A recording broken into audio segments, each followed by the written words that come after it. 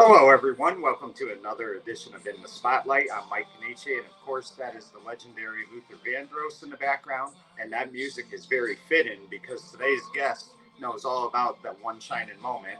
He was a member of the Class S State Championship Derby baseball team in 1996, a team, by the way, that came out of nowhere and just shocked the world. He had a big tournament that year, especially in the championship game where he collected 3 hits. It is my honor to bring to you today Mr. Kevin Middendorf. And Kev, I want to thank you for coming on. Known you a long time, and this is really cool, and I'm really honored to have you on today. Of course, of course. I'm happy to be here. Anything I can do. So, Kev, let me ask you this. You know, obviously the love for baseball, I'm sure, started when you were a young kid because, your father, Norman, was a baseball coach forever. In fact, if I remember correctly, he was an assistant on that 1977 baseball team that won the state title, correct? He was. He was. He also coached my Babe Ruth team. That team had a couple of the members of that '96 Derby team on it. So yeah, he was definitely the one that got me started from a really early age. Right. Now, Kev, you did different things in high school. You played basketball for a couple of years, you wrestled for a couple of years, but was baseball I was terrible at all of them. was baseball always the number one love for you, even as a young kid? Yeah, 100%. Some of my earliest memories are watching baseball games with my dad. We were both huge Yankee fans. Phil Rizzuto on TV. Yeah. Walking into Yankee Stadium the first time and seeing that field as a kid, and yeah, baseball was always going to be my first love and best sport.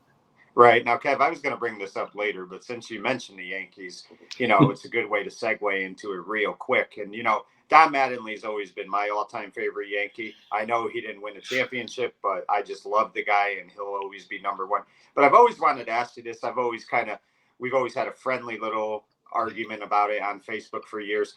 I always get the impression, and I could be wrong, but I always get the impression you are not a big Derek Jeter fan, which is kind of shocking considering, I know he was a big part of those championships. What is it? Is it, I know. do you get caught up in maybe they make him bigger than you think he is, or is it because he's like kind of a celebrity too? What is the, dislike for Jeter? Phenomenal player. And I have an almost 2-year-old who's sleeping in the room next to me. If he turns out to be somebody like Derek Jeter, I would be thrilled. For me, it was always that I just never thought he was as great as Yankee fans made him out to be.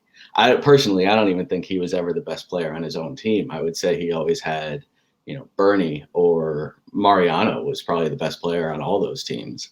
And Yankee fans will hate me for this, but I was always an A-Rod fan too. So I figured A-Rod was the better shortstop out of the two. So when A-Rod came over and Yankee fans were hating on A-Rod, I always sort of sided with him. And, I was probably louder about hating Jeter than I really should have been. I definitely don't hate him. Right. I just think he was a little overrated. Right. And, I agree with you in this sense that I was a big A-Rod fan. I still am. I've the way I see it, Kev, they let everybody else come back in baseball. There were guys that didn't admit to doing the stuff. At least he admitted it. And it doesn't take away, in my opinion, how great the guy was. But he doesn't make it easy to like him these days, though. Oh, I know. Yeah. He likes to, I think he really likes to be, one thing that always stood out to me in 2009 when they won that championship and you're seeing them all celebrate, everybody's running on the field. He's looking at the fans before he runs to celebrate. I always look at that and I say, he always wants to be watched and to see what's going on. But I always felt what was unfair for him was the way they really, in my opinion, could have won a couple more championships had those fans not been booing him in early 2006. I think that really affected him. Yeah, he let it get to him. Yeah. So I never agreed with that. And I always believed that if they wear that uniform and you're a fan of that team, you cheer them through the good and bad. You could boo them at times, but they were booing them every day. And that was, a little too much. He was never going to. But, look at, you have somebody like Tino Martinez who comes to the Yankees back in the day. And they booed him like crazy right off the bat. I mean, he tried to replace Mattingly. It's impossible to do. And he turned those fans around. Yeah. And he was my second favorite Yankee of all time because, you root for the underdog sometimes. And Tino, he had to replace a legend. And I just thought he did a great job. But, Kev, let me ask you this. Let's start with you're a freshman at Derby. And, there's a lot of things predicted for Derby baseball. And I think a lot of people felt that 1995 would be the year that they bring back another championship. So You were a freshman, I believe, in 1992, 1993. So that team wasn't as good. And then your sophomore year, the team wasn't as good as well. But, everybody was predicting big things. I mean, there was a lot of talent coming up for Derby. Joey Lee's obviously had been there since his freshman year. You had Joey Cabral, Tommy Leonard, Steve Stonaha, of course. There's other Steve Tilke, Chris Ruther. So, I mean, I think everybody felt that 95 team was going to win the championship. You played with these guys. Did you feel in your heart of hearts that 95 could be a championship year? Oh, 100%. I think we thought that team was going to win a championship. I mean, I barely could even sniff the field that season. I went from playing, sophomore year playing JV. I think I had the best, by far the best year of my life playing baseball. And then junior year, I didn't play much JV because I was on I was up with the varsity the entire time, but that team was loaded. And, I kept the book for that team. You had Drew, who was our star pitcher, didn't pitch a varsity inning until his senior year because there were no innings for him to pitch junior year. It was everybody was surprised when that team didn't win, and I think that was one of the things that spurred us on our senior year was that almost all of that attention that was around the program in 95 because of the expectations was just gone all of a sudden when we were seniors. Right. And so we started that season with a little bit of a chip on our shoulder, I think, because of that. And that really stayed with us the entire season. Right. And you know what I always noticed about your class, they predicted big things for different classes. I could think of the 93 football team. A lot of people thought they were going to run away with the Hoosie. It didn't happen. A lot of people thought the 95 baseball team would have a tremendous season. Now, obviously, the 94 wrestling team went undefeated, which you were a member of. But it's embarrassing to even call me a member of that team. I was there, but no, I didn't do anything for them. They were incredible. Right. But, it always seemed like your class wasn't ever predicted for anything, which, sometimes that's what happens. And that's how teams come out of nowhere sometimes. I like to compare you guys a lot, and it's a different sport, obviously. But I always think about the North Carolina State team from '83 that came out of nowhere and won the national championship. That's what I look at you guys. And, Kev, the one thing that you guys that wasn't very fair to you guys as well is, yes, you had JV, but you never had a freshman team. So you guys didn't have a freshman team. You had to go right to JV when you were we did when we were 8th grade, though. When we were in 8th grade, we played freshman and Jeff Davis coached us. Right. And, I think we as a group took on a lot of he's an intense guy when he's on the baseball field. Yeah. And I think we took a lot of that on starting early in 8th grade. Right. Just playing with him and we stuck together as a core that entire time.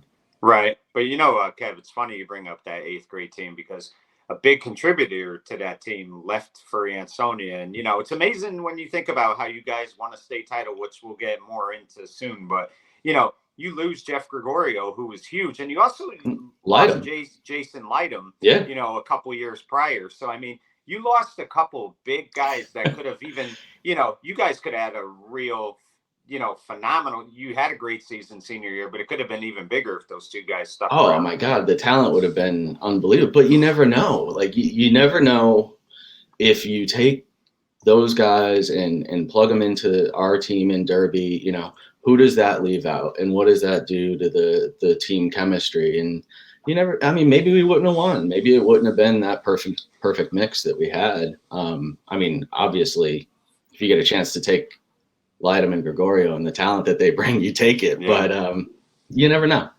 Right. So, Kev, let me ask you this: going home on the bus after that loss in 1995, because again, everybody thought that team was going to win it, and that really was an upset. You know, their pitcher that day just was tremendous. You know, and that sometimes, as they always say, good pitching will beat good hitting.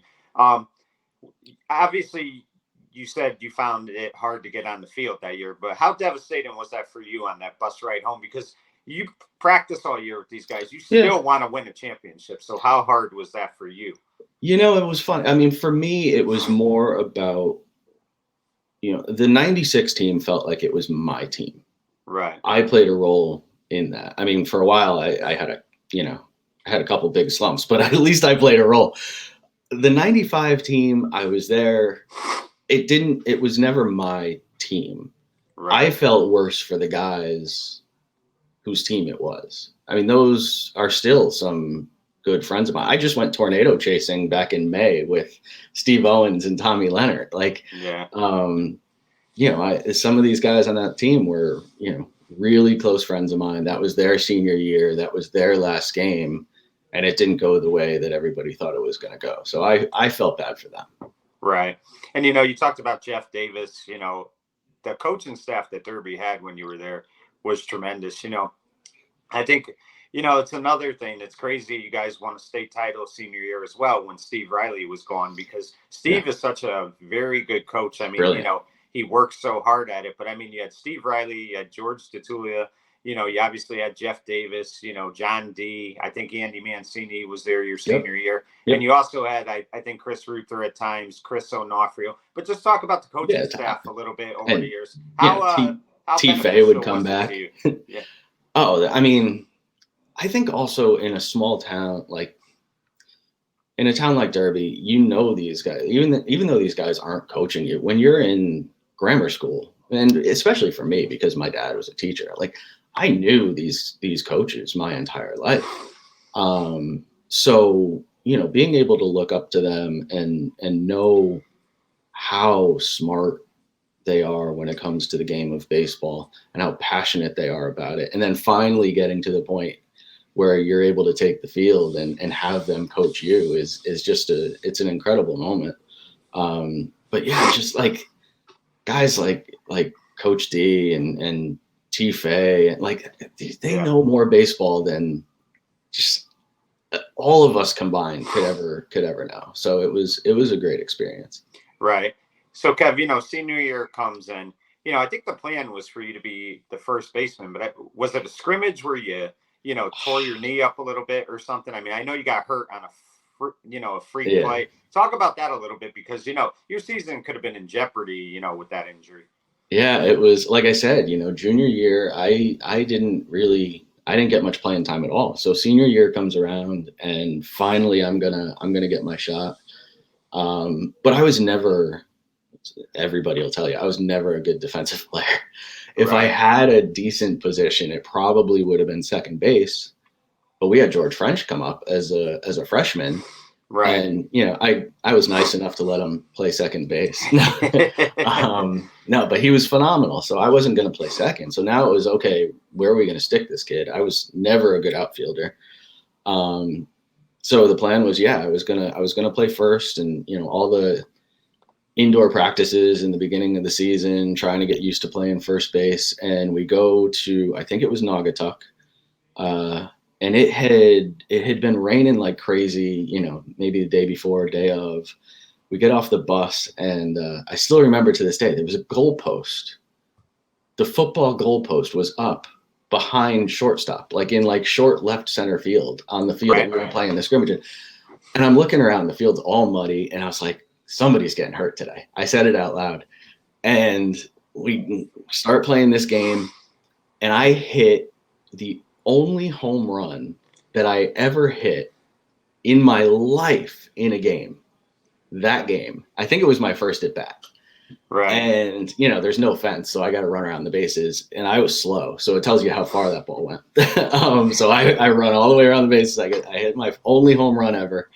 And then later in that game, we were also playing with like some funky rules where the number of outs didn't matter. Even if you got the third out, they would just clear the bases and the team would keep batting just because it was a scrimmage.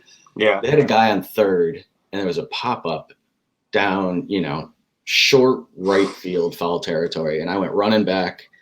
I made the catch in foul territory. And, I thought the guy on third might tag up and try to score. So I caught it facing away from home and I spun quick to try to make the throw. And I just heard something in my knee crunch. And, it was, thankfully it wasn't that terrible, but I missed the rest of the preseason. And then I think I missed probably the first 2 or 3 games. And I wasn't the only one that was hurt. Ortiz was out that same period with me. He had an ankle injury. So, we were pretty banged up. And Drew coming off the football, his finger injury, nobody knew if he was even going to play baseball that season because of that finger. So, it didn't look good. It didn't look good for us. And, it's kind of crazy because, you get that home run, even though it's a scrimmage, you don't forget your first home run. But obviously, I'm sure all that happiness went away because you're thinking to yourself, am I even going to be able to play the rest of the season? You don't know at the time how serious this is. So it's like you couldn't even enjoy that home run on the bus ride home. Yeah, no, it was scary. It was scary. And then I remember, I went to, I don't remember the name of the doctor. I went to, he used to be the team doctor of like the Boston Celtics at some point. He was in Bridgeport, I think. MRIs and all that. And it was, it turned out to be like some meniscus thing. And he basically said, if you plan on playing past this, then we should go in and clean that up. But if not, then, rest it for a bit and see what happens. And I wasn't I was going to Penn State. I wasn't going to get on the field at Penn State to play college baseball. So I just figured, let's rest it, see what happens and get on the field. It's my senior year. It's my only chance. Right. And, Kev, one thing that was really cool about this team and, just talks about how there wasn't one particular person, everybody contributed. You and Sean Hayden, you both, in a lot of ways, in my opinion, will always be bonded because he wasn't necessarily the best hitter, but he could play a great first base. And you weren't necessarily the best fielder, but you could hit. So you both gave Derby an added, weapon out there because one could hit and the other could field. And I mean, we'll talk about the championship game more, but I mean, Hayden made some outstanding plays in the field 100%. In that game. So, I mean, that's like, what I talk about where everybody contributed on that team because, he may not have batted once all year, but he, was so invaluable in the field. Yeah, it was, it turned out to be a blessing in disguise. There's no way I would have played first base as well defensively as Sean did. And he wasn't expecting to end up doing that. He used my first baseman's mitt the entire season. Yeah. Like it was that surprising. It was okay. Sean's our first baseman and he killed it. He was awesome. Right. So Kev, I think even as the season started, you guys didn't start out well. I think you started 0-3 or 0-4. So I think it was worse. I think it was 1-5 or 1-6. So, I mean, you guys really went on a run. I think you guys just had to get used to playing together and stuff like that. But like anything else, pitching wins. And I mean, Drew had an outstanding season. Stoney always, came up big. But I mean, just talk about those two guys and how important they were to the team because they weren't necessarily, what you would call superstars on paper. But boy, the two of them really came up big when you guys needed it. I think anybody that saw them play day to day would not have been surprised at the success they had. Right. Other people might have been surprised that they were superstars, but I wasn't. I mean, I grew up playing every sport with Drew and Stoney and all these guys, and they were studs. I mean, you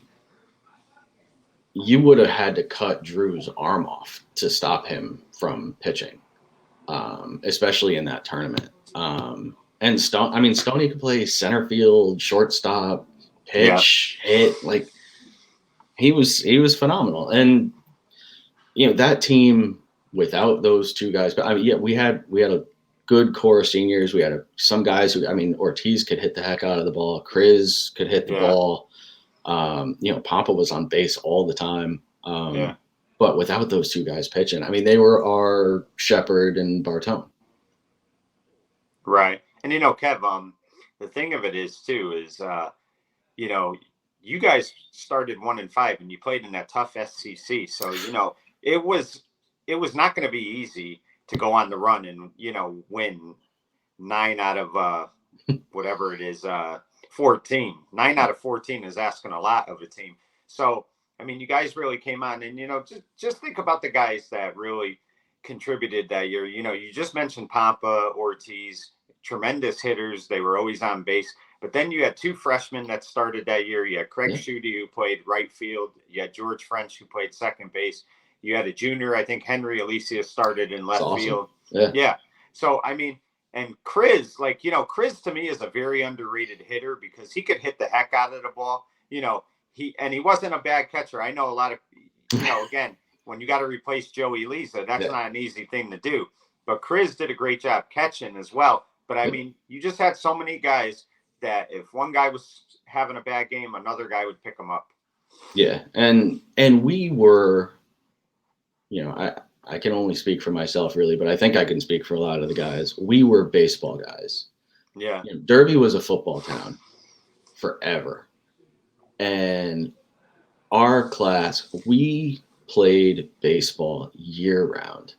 Me and Drew had jobs at a batting cage. We hit until our hands were bleeding constantly. Right. Everybody played baseball in the fall, in the summers. We traveled, some of those guys were playing on a team out of Trumbull. Me and Drew headed over and played with a team out of Shelton because Derby didn't have a team. Right. We just found ways to play baseball all the time.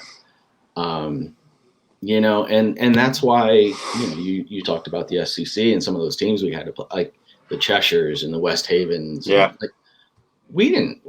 Maybe we were dumb, but we didn't think they were better than us. We didn't start the season great, but we didn't think we played against these guys in the fall and we knew that we could keep up with them. So I think, we got off to a bad start, but I don't think anybody on the team ever felt like we were out of it. Right. And let me ask you this, Kev. I mean, going into that season, I mean, did you guys, especially the seniors, was the goal to win the state title, even though maybe you guys weren't favored? I mean, or favored? Did you guys? Was that the mindset you had that you wanted to go and win it? Yeah, we were going to win. And everybody will tell you that played baseball at Derby. The goal is to win 10 games because it is hard to do when you're playing schools that are the size we were playing.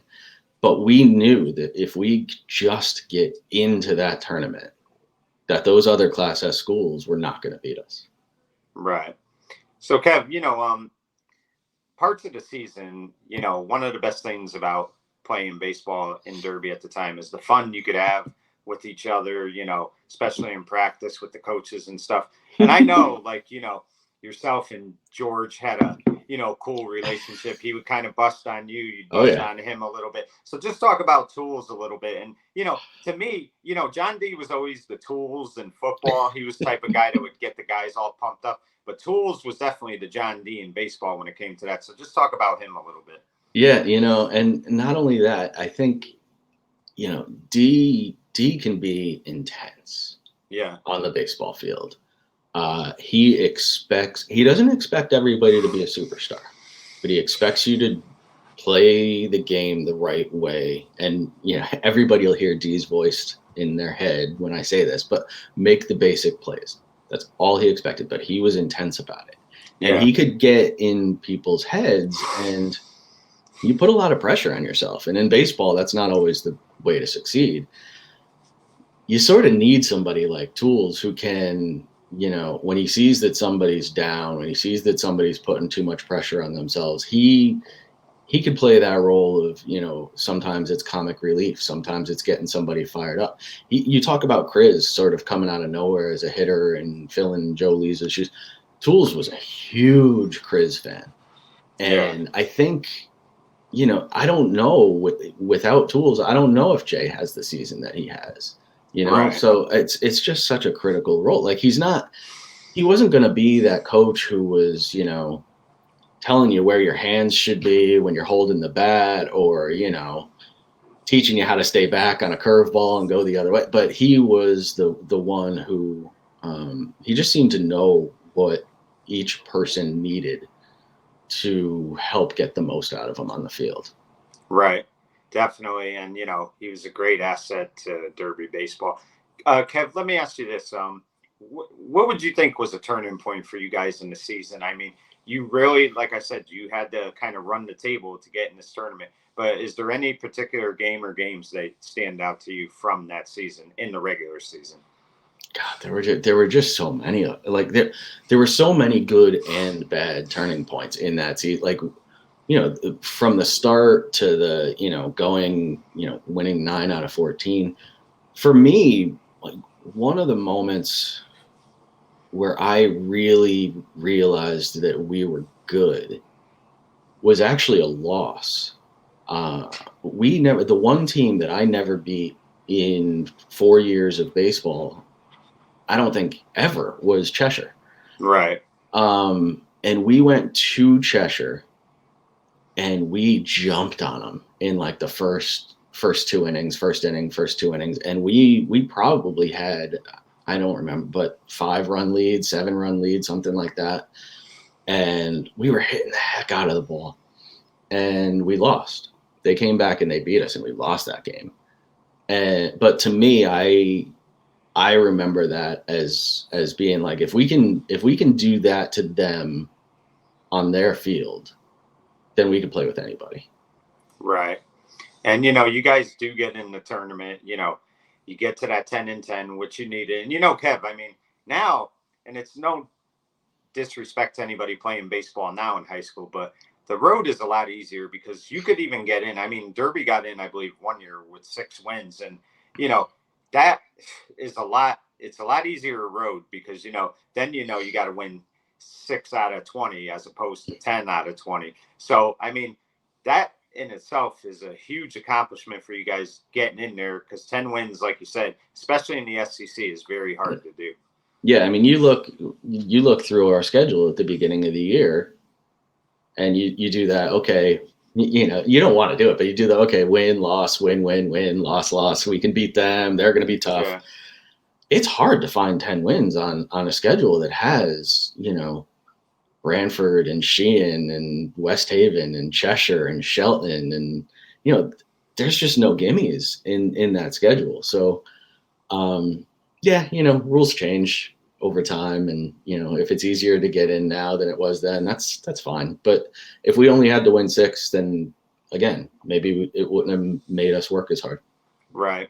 So, Kev, now you get in the tournament and it's a whole new season. You throw out the records. Now it's just game by game. It's no longer, looking ahead to the 4th round. You got to win, the first team you play, stuff like that. And, Kev, one game that I really think, I don't want to say it was a turning point, but I think it made you guys play with a chip on your shoulder, is I think you guys went up to Norwich and it was pouring out.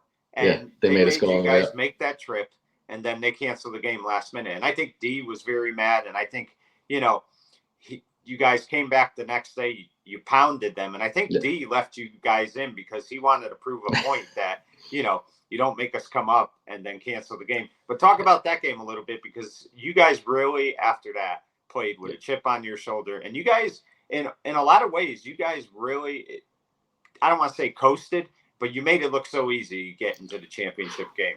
Well, I mean, if the first 2 games we won pretty easily.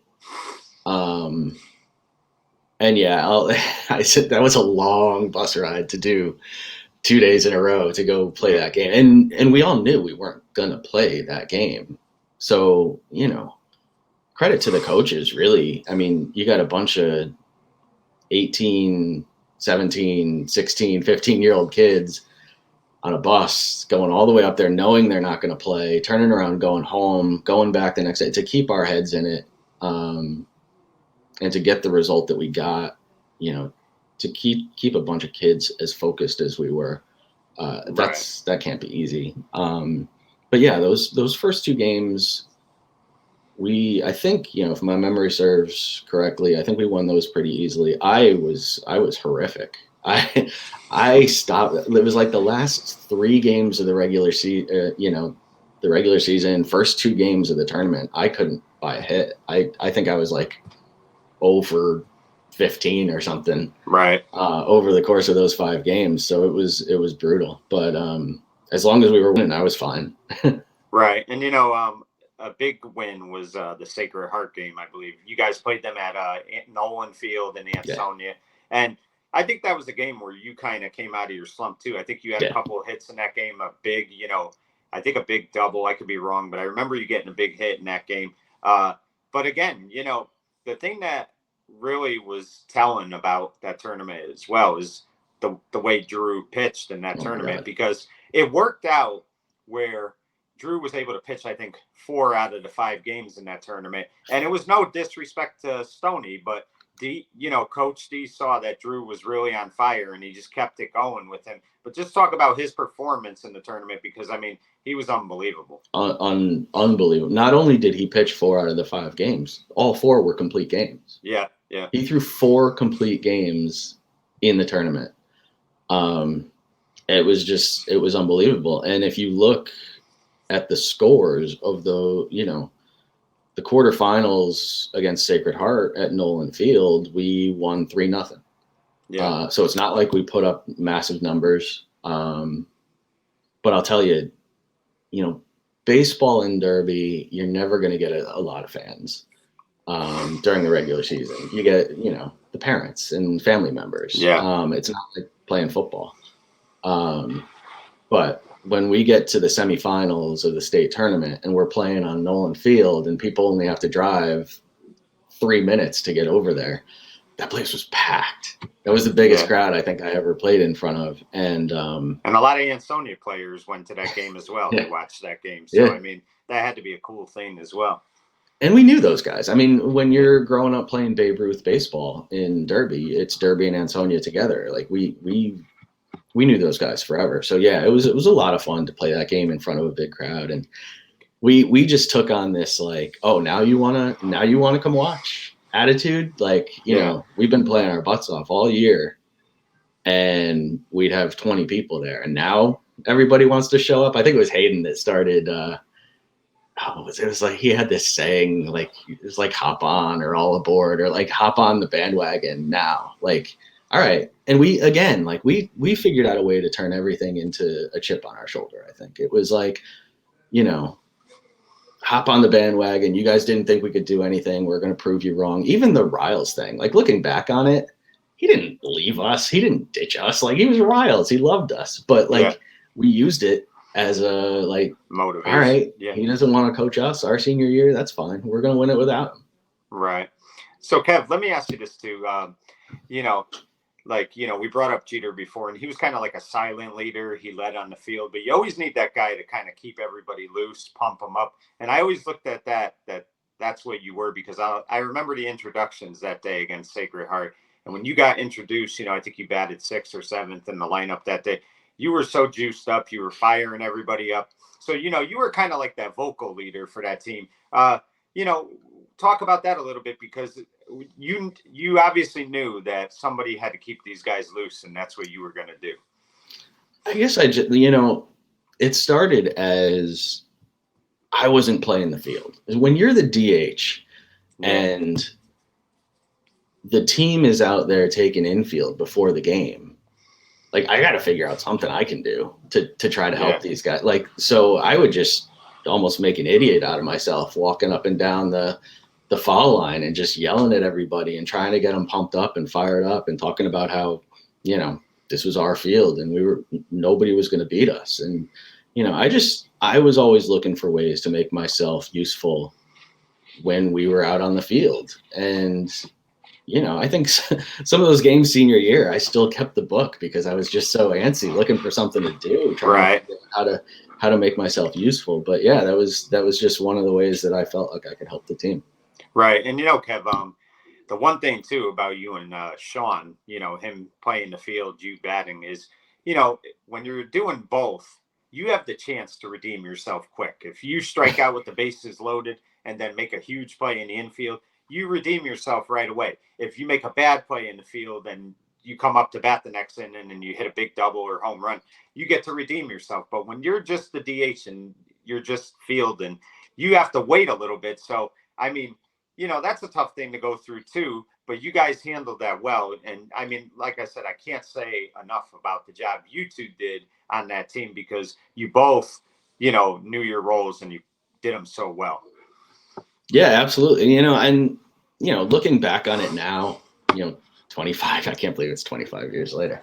Yeah. But looking back on it now, yeah, absolutely. There's more pressure on each at bat when you don't have a chance to take the field. But that never crossed my mind back then.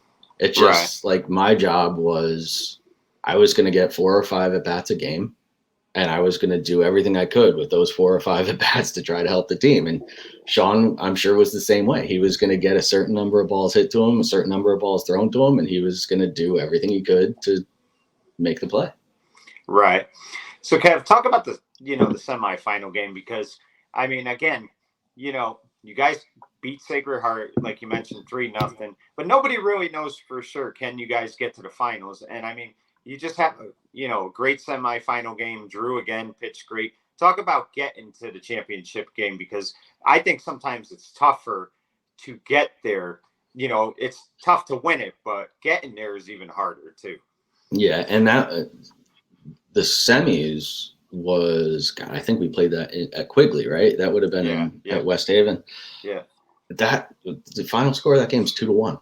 Yeah. So not a heck of a lot happened in that game. I think I had 1 hit. I don't think we had a ton of hits. I think, if I remember correctly, maybe Pampa scored that first run. But again, Drew goes complete game, gives up 1 run. Do we win that game if Drew doesn't have that performance? No way. But it's funny that game is the one I remember that one the least for some reason. Yeah. And maybe that's just nerves. Maybe it's just, oh my God, I can't believe we won and we're going to the finals. But yeah, that one's fuzzy in my head. Right. And Kev, so let's talk a little bit about the championship game. Again, it's funny how things work out sometimes. Right before you guys played that game, I believe Ansonia lost their final game. They played, I think, the M final, and they got beat. And, you got another Valley team coming in there. And that's the other thing I always enjoy, too, is how good Shelton, Derby, Seymour, and Ansonia were in baseball, because all 4 teams always made noise in the tournament. But, you guys are – I looked at that championship game, Kev. You might disagree with me. As I'm watching it, I never felt like you guys were going to lose that game. It looked like you guys were just so much better than Shepuang Valley. I mean, right off the bat, I think you guys were up 4-0, whatever it was. And, number one, like anything else, when you play in the championship game, you want to leave your mark. You want to be able to say you did something. You get 3 hits in that game. You get I think a big 2-out, 2-run single. And I mean, you guys win the game, I believe, 8-5. But just talk about, I mean, did you guys feel like during that game there was no way you were going to lose? It's funny because your memory of it is similar to what my memory of it was until I went back and looked. And yeah, in my head, I was like, this team's not going to beat us. Like, there's no way we came this far to lose. We're not losing to this team. And in my head, I don't remember it being that close of a game. No, me But either. I went back and looked. And do you know that was a 2-2 game in the 5th inning? Oh, okay. And it was a 5-4 game in the 7th inning. Wow. And I don't remember that. I don't remember it being that close. Yeah, I don't either. It seemed like you guys coasted that whole game. That's why I must have the wrong game, but I really thought you guys went out. I went back. So so I had to, I knew we were going to have this conversation. So I still have all those old newspaper articles and stuff tucked away in that closet that I sent you, a year or so ago. Yeah. So I was like, let me go back and try to refresh my memory a little bit, at least, so I don't look like an idiot. And yeah, that's a 2-2 game in the fifth inning, and we scored 3 runs in the fifth, and that was the inning that I got the 2-run single. That Yes. single made it 5-2. Right. I don't tell anybody, but that single never left the infield. It was an infield single. And then they came back.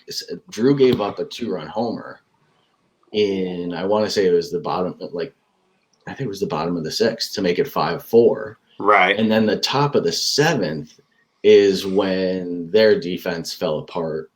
D famously had us lay down like 4 suicide squeeze bunts in a row. Yeah. And they couldn't make the plays. And so we put up 3 in the top of the seventh to make it 8-3. 8-4. 8-4, yeah. And then they scored 1 in the bottom of the seventh, and the final was 8-5. Right. And the thing is too, I just remember Drew dominating that game. So obviously, a couple of the runs that shepuang got were cheap runs. I think he gave up a home run in the last inning. I think he even said later on he got shot. He got a little overzealous and he just gave up a big hit. But Kev, let me ask you this. I mean, like anything else, we talked about the Yankees, and I remember watching that '96 team, and I could see Wade Boggs in the dugout, and he's just biting on his towel, waiting for that final out to come. So let me ask you, somebody like you were a DH, you're sitting in that dugout. What was the feeling like when that ball went into Krasnowski's mitt and you guys knew you won? I mean, I know you always dream about it, but you can never, script it. When it happens, you never know how you're going to react. What were you feeling when that happened? I sprinted. Like I said, I was slow. I was sneaky slow. I looked like I should have been fast, but I never was. And I probably ran faster than I ever did in my life to get from the dugout to Drew. Because him and I were best friends back then. Junior, senior year of high school. And to watch him do what he did, pitching those 4 games in that tournament, everything he had into it, and with a finger that literally, the pointer finger on his right hand was hideous. Yeah. It didn't bend at all. So It actually made his curveball nasty because that finger just didn't sit on the ball.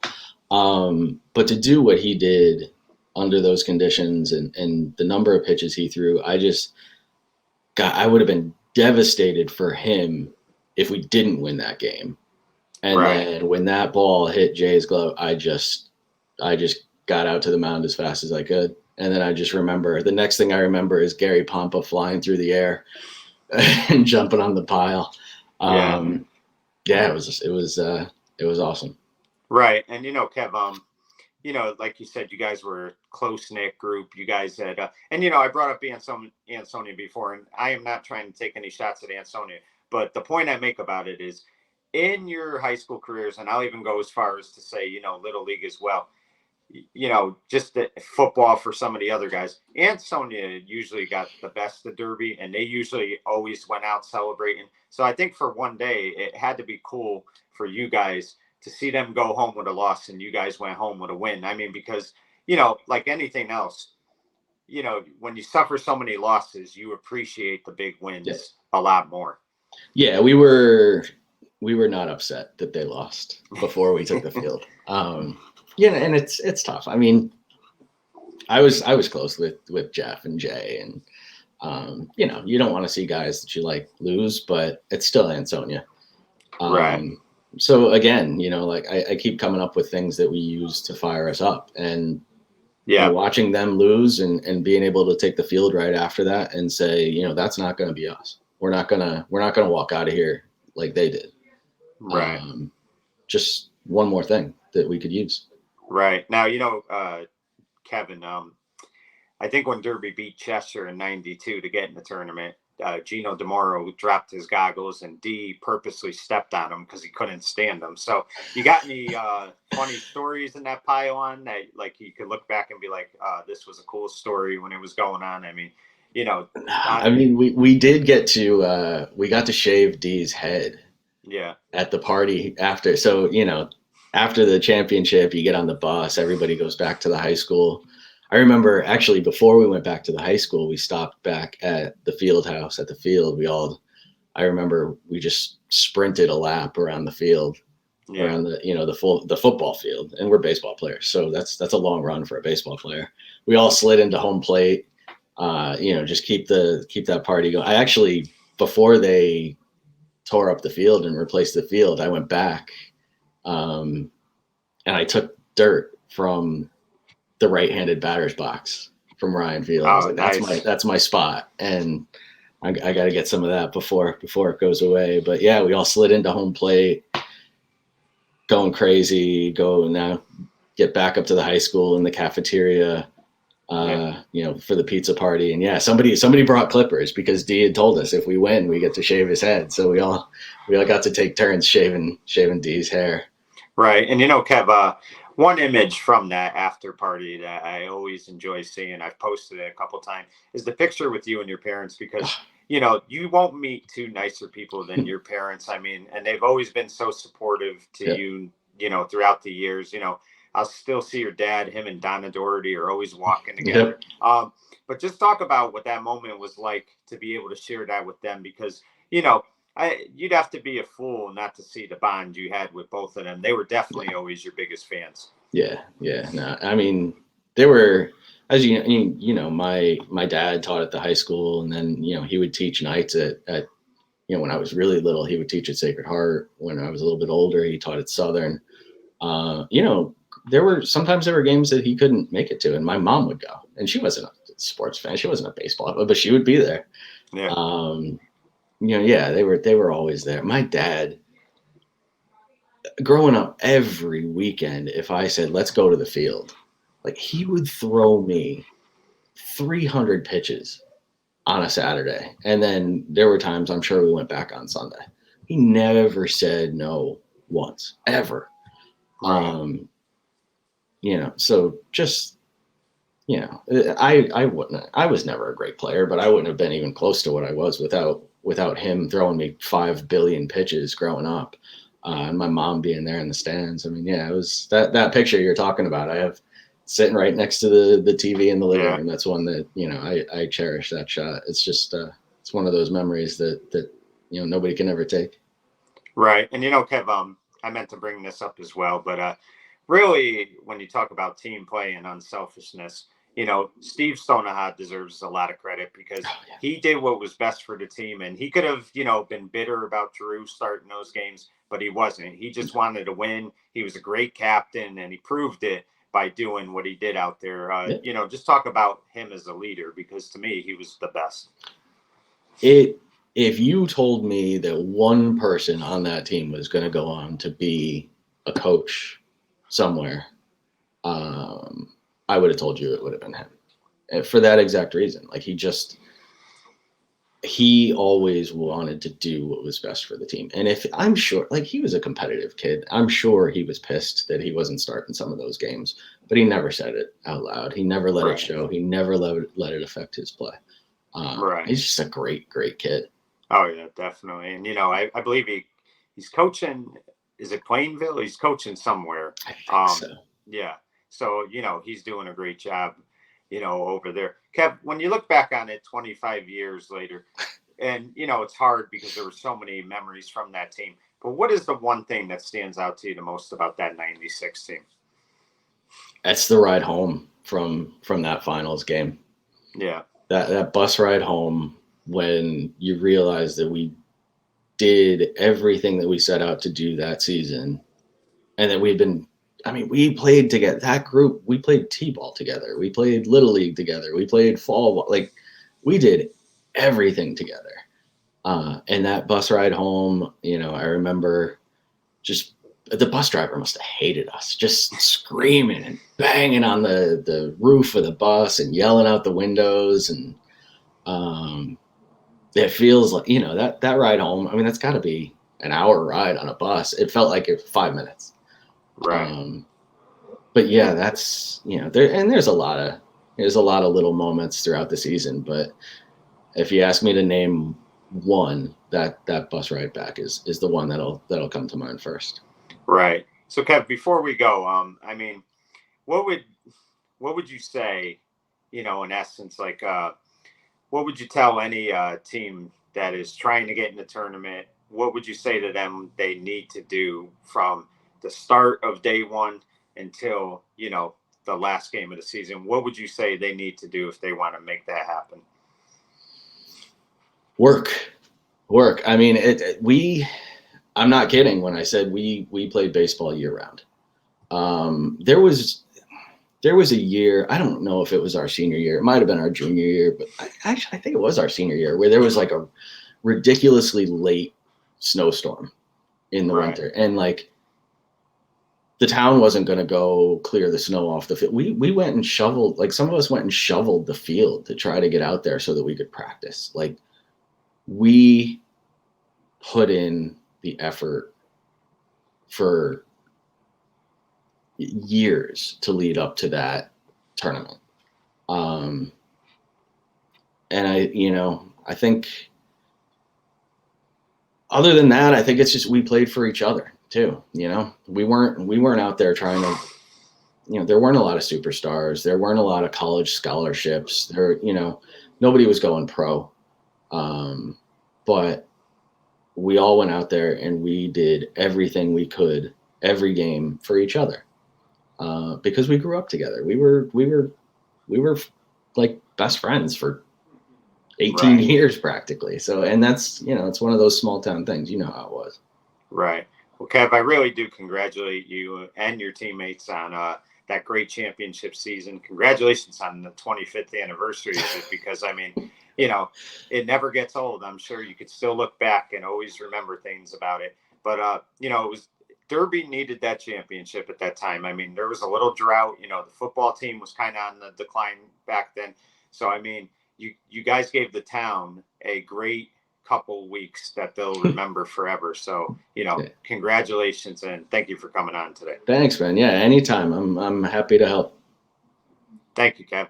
Well, folks, 1996, there were many moments in sports. The Dallas Cowboys won their fifth Super Bowl. The Kentucky Wildcats won the national championship. Michael Jordan won his fourth championship with the Chicago Bulls and had a record season, 72-10 season. And of course, the New York Yankees won their first World Series title in 18 years. But, in 96, when for local sports, I look back on so many great things that happened locally, but you have to start with that Derby Red Raider baseball team. They were a team that nobody predicted could do anything. After 95 came off, a devastating loss in the quarterfinals, we didn't think we'd see a championship ever again in Derby baseball. Well, these group of boys banded together. They were friends. They were teammates. They were hard workers. And because of that, they brought Derby a third state championship in baseball. It's a championship that nobody will ever forget, and nobody should ever forget that 1996 team. For In the Spotlight, I'm Mike Kenichi saying good night, everyone.